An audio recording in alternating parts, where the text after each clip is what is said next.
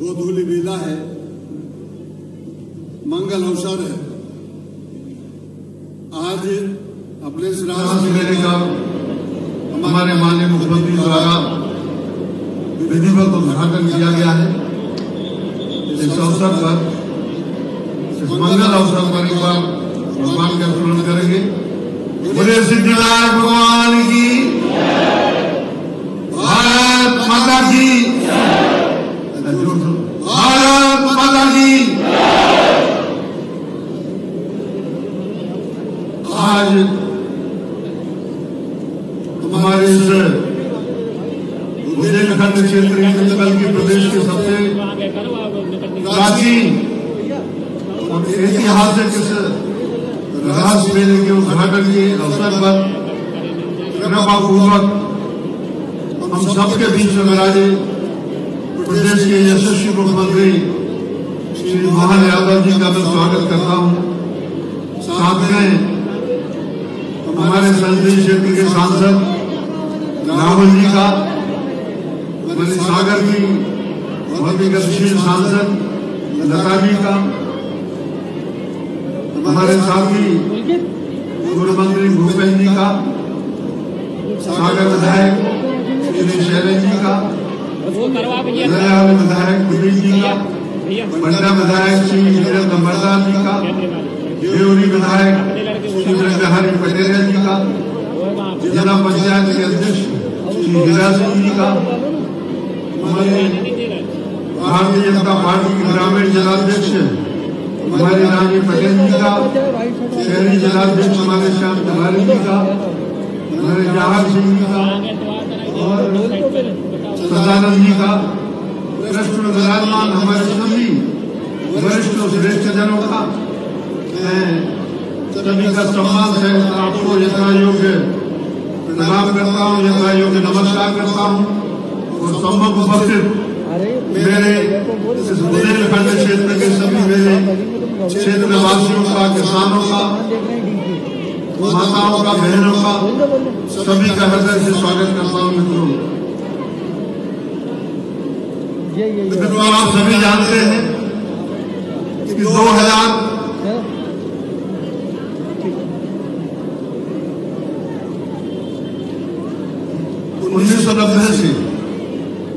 1990 से जब तत्कालीन मुख्यमंत्री सुंदरलाल जी पटवा हुआ करते थे, पहले तो ये मेला 217 वर्षों से लगातार चल रहा था, जिसको हमारे यहाँ के पूर्व बुंदेली शासक श्री मर्दन सिंह देव चलाते थे। उनके राज्यारोहण की स्मृति में मेला लगता था, लेकिन इसके मेले की भव्यता और उपयोगिता सांस्कृतिक कार्यक्रमों के द्वारा लोगों को लाभान्वित किया जाना और प्रदेश के वरिष्ठ नेताओं के संरक्षण में या उनके बधाने के कारण जो प्रभाव उत्पन्न होता है, इससे लोग लाभान्वित होते हैं। तो इस कारण से इस मेले को निरंतर 1990 के बाद जब हमारे तत्कालीन मुख्यमंत्री सुंदरलाल जी पटवा पधारे, तब से इस मेले में और ज्यादा गति आई। और मुझे कहते हुए बताते हुए खुशी है कि 1990 से लेके यह 2026 है, इन 36 वर्षों में प्रति वर्ष हमारे मुख्यमंत्री जी यहाँ पर लगातार इस मेले के उद्घाटन के लिए पधारते रहे, हमारे मंत्रीगण पधारते रहे, हमारे जनप्रतिनिधि पधारते रहे, हमारे सभी वरिष्ठ नागरिक पधारते रहे। सभी ने इस मेले को और ज्यादा भव्यता और प्रदान की और गौरवशाली बनाया। सबके लिए मैं अपने पूर्वजों के लिए वो हमारे बीच में हो या नहीं हो, मैं उनके लिए धन्यवाद देता हूँ, प्रणाम करता हूँ। और पटवा जी उस समय मुझसे कह गए थे कि गोपाल, इस मेले के लिए कभी बंद नहीं होना। उन्होंने कहा ये तुम्हारी धरोहर है, यह तुम्हारी पूंजी है, यह तुम्हारे बुंदेलखंड की पहचान है और इस पहचान के लिए बनाए रखना जब तक तुम्हारा यह जीवन है। और मैं लगातार यही प्रयास करता हूँ कि मेला इसी प्रकार से चलता रहे। मैं मुख्यमंत्री जी के लिए धन्यवाद दूंगा कि इस परंपरा के लिए उन्होंने कायम रखा। थोड़ा उनको कठिनाई हुई, उसके लिए क्षमा चाहता हूँ, लेकिन यह 217 वर्ष पुरानी जो हमारी पूंजी है, जो वैभव है, जो पुरातन वैभव है, जो गजेटियर में, सरकारी गजेटियर में पढ़ने के लिए मिलता है, यहाँ पर ऊँट बिकने के आते थे, घोड़े बिकने के आते थे, बैल तो आते थे, गायें आती थी, भैंसें आती थी, और भी हमारे जो भी कृषि कार्य से संबंधित जो पशु थे उनका यह पशु लेना था। लेकिन कालांतर में जब बहुत ज्यादा ये आधुनिकीकरण हो गया, वाहन आ गए और बैलों का गायों का उपयोग कम हो गया, तो मेले के स्वभाव में खराब सूरत हुआ, और इस कारण से मेले को और ज्यादा बढ़ाने के लिए और ज्यादा ऊंचे ले जाने के लिए हम सरकार से सहयोग मांगते हैं। सरकार पूरा सहयोग करती है, हमारा नेतृत्व हमें उत्साह प्रदान करता है। मित्रों, आप सभी को जानकारी है कि विधानसभा क्षेत्र मेरे विधायक बनने के 20 साल बाद में बहुत पिछड़ा था।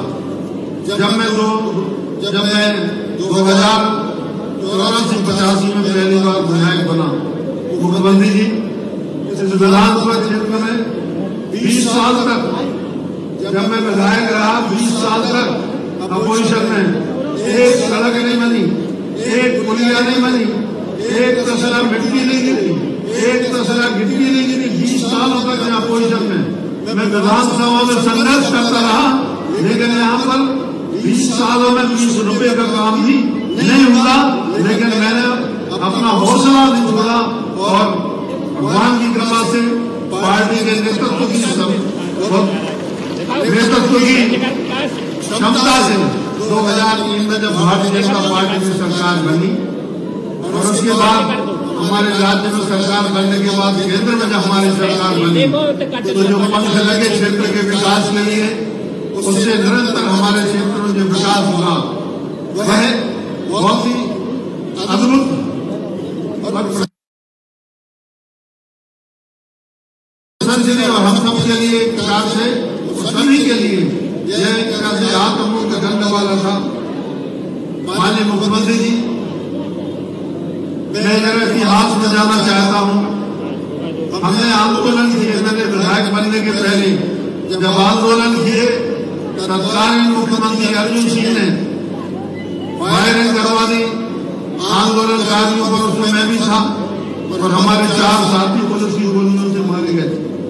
4 साथी बलिदान हुए थे और उसके बाद लोगों ने तय किया, मैं विधायक बना। उसके बाद अनवरत रूप से सन 2003 के बाद जो विकास की गति प्रारंभ हुई, मुझे कहते हुए खुशी के पिछले 2 सालों में हमारे मुख्यमंत्री जी जो विराजमान है, इनके नेतृत्व में प्रदेश में तो अभूतपूर्व विकास किया ही है, लेकिन अपने रहनी क्षेत्र में भी मैंने मुख्यमंत्री जी से जो भी मांगा, जो भी अपेक्षा की, उन्होंने खुद अपना क्षेत्र समझ के इस रहनी विधानसभा क्षेत्र में और बुंदेलखंड में हम सब लोगों के लिए सहायता करने का काम किया है। मानिए उस समय पार्टी का अच्छा वक्त नहीं था, लेकिन आज हम बहुत बेहतर स्थिति में है, राज्य सरकार भी बेहतर स्थिति में है, वित्तीय संसाधन बड़े हैं। और मैं आज ये कह सकता हूँ कि मैं जो 20 साल में अपोजिशन कर रहा, तो जो विकास की आस थी लोगों की, जो प्यास थी, हम उसे बहुत कुछ प्यास को पूरा कर सके हैं भारतीय जनता पार्टी की सरकार के कारण। और इसलिए मैं अपने नेतृत्व को, माननीय मोदी जी को, मैं अपने प्रदेश के यशस्वी मुख्यमंत्री मोहन जी के लिए बहुत बहुत धन्यवाद दूंगा कि मैंने जो अपेक्षा की, जो मांगा, कभी मोहन जी ने आज तक कभी किसी बात के लिए इनकार नहीं किया। आगे जो दस्तावेज इस बात पर घुमाए गए। और इसलिए मैं आप आ रहे होंगे रास्ते से, तो आप देख रहे होंगे किस प्रकार से जनमेदनी पूरी की पूरी उत्साहित होकर आपके अभिनंदन के लिए रास्ते में खड़ी हुई है और आज यहाँ पर बैठी हुई है। तो सभी के लिए अपनी ओर से जो पधारे हैं उनके लिए धन्यवाद देता हूँ। पिछली बार आपने बहुत कुछ हमें दिया है और हमारे प्रधानमंत्री जी ने जो भी क्षेत्र की आवश्यकताएं थी, प्रधानमंत्री जी ने देश को चौथी अर्थव्यवस्था बनाया है दुनिया की। इसके अलावा अनेकों विकास के कार्य में मैं नहीं आऊंगा, लेकिन पिछला जो बजट आया हमारे देश का, उसमें अधोसंरचना संरचना के क्षेत्र में, कृषि के क्षेत्र में, समाज कल्याण के क्षेत्र में, अनेकों वर्गों के लिए हित के लिए खासतौर से किसानों के लिए अधिक योजनाएं बनाई। मुख्यमंत्री जी ने इस वर्ष कृषि कल्याण वर्ष के रूप में मनाने का निश्चय किया है।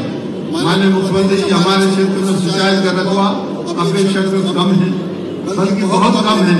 हमारा प्रयास है, पिछले वर्षों में आपने स्वीकृति प्रदान की थी, लेकिन यह अभी पूर्ण रूप नहीं ले पाया है।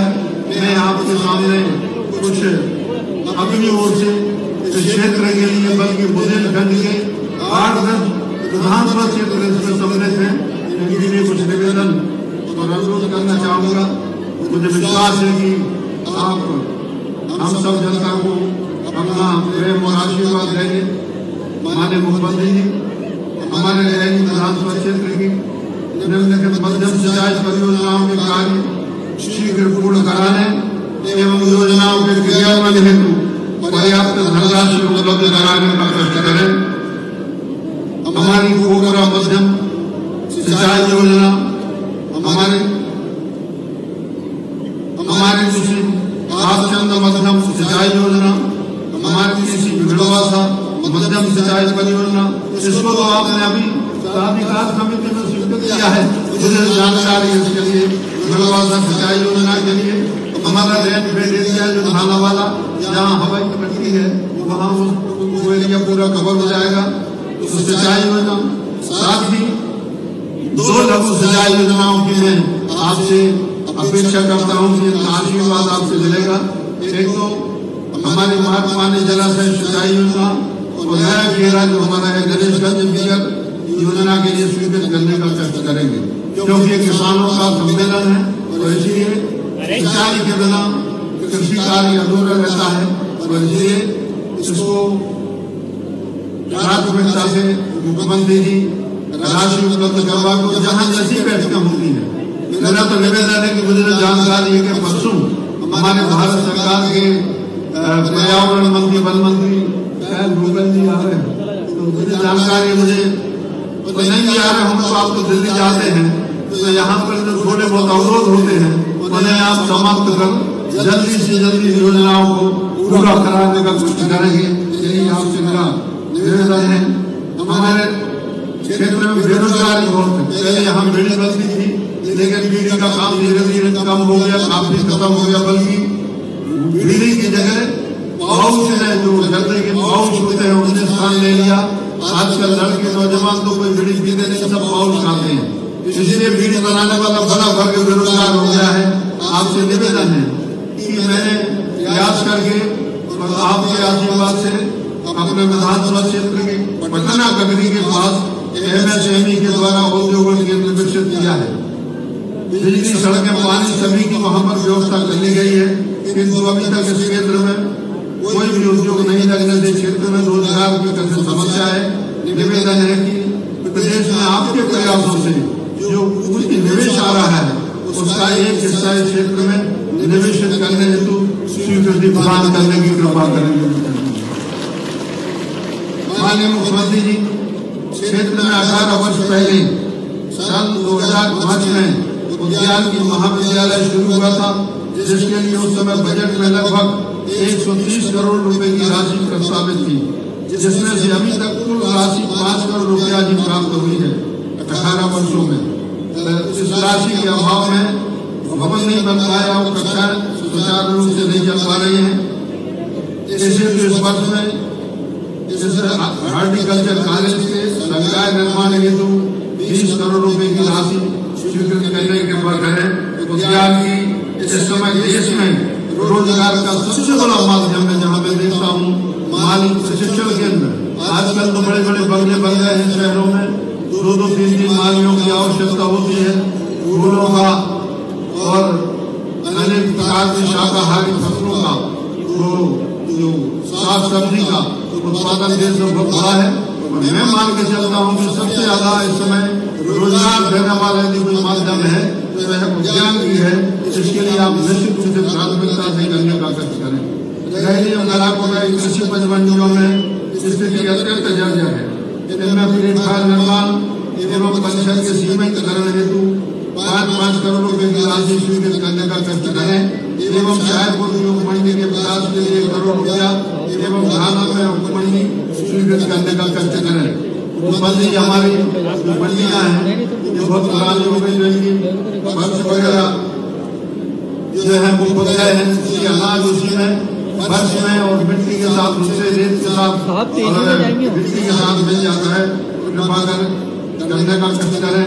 साहेबपुर नगर में संजीवनी विद्यालय स्वीकृत करने का कष्ट करें। हम साहेबपुर में बालिका हायर सेकेंडरी स्कूल का भवन स्वीकृत करने का कष्ट करें। ग्राम काशी पिपरिया में हमारे यहाँ कुशवाहा समाज का एक अच्छा स्थान है।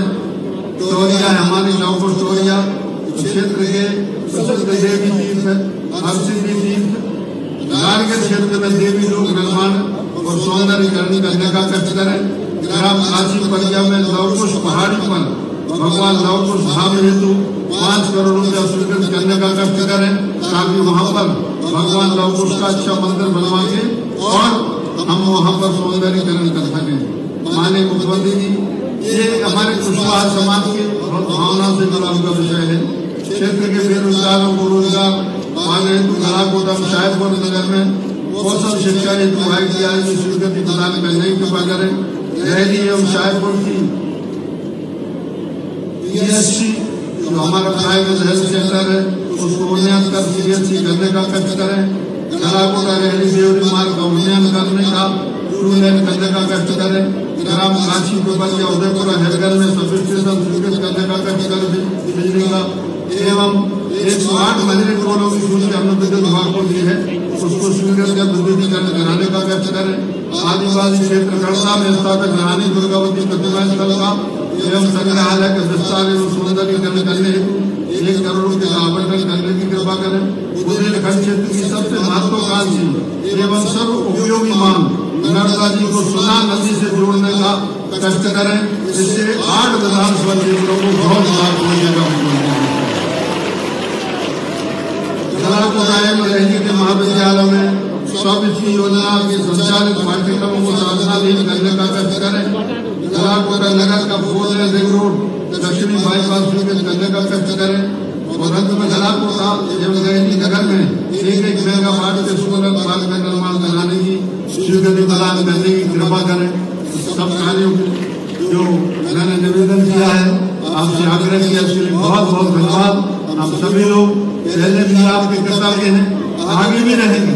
और एक बात और हम कहना चाहते हैं, हम बुंदेलखंड के लोग हैं, हम गरीब हो सकते हैं, हम परेशान हो सकते हैं, हम गरीब हो सकते हैं, लेकिन हम कभी गद्दार नहीं हो सकते। ये हमारी विशेषता है। हम लोग बुरे समय में सरकार के साथ रहे। जब भारत में सब 2 सांसद होते थे बीजेपी के, उस समय भी लोगों ने मुझे जिताया। मैं इसी जनता के लिए प्रणाम करता हूँ कि आपने भारतीय जनता पार्टी को बुरे समय में भी आशीर्वाद दिया। सभी के लिए बहुत बहुत प्रणाम। सभी के